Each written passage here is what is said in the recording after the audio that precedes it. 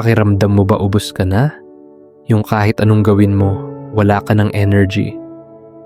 Burnout feels like carrying the world on your shoulders. Kahit natutulog ka, pagod ka pa rin paggising.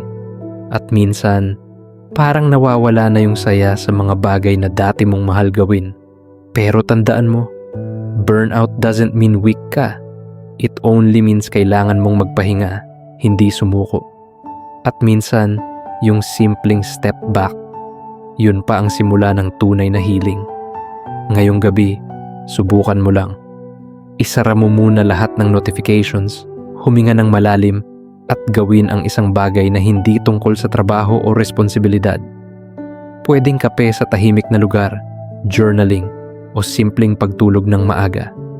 Self-care is not selfish. It's survival. Kung ramdam mong drained ka na, follow mo ako. Sabay nating matutunan kung paano bumangon mula burnout.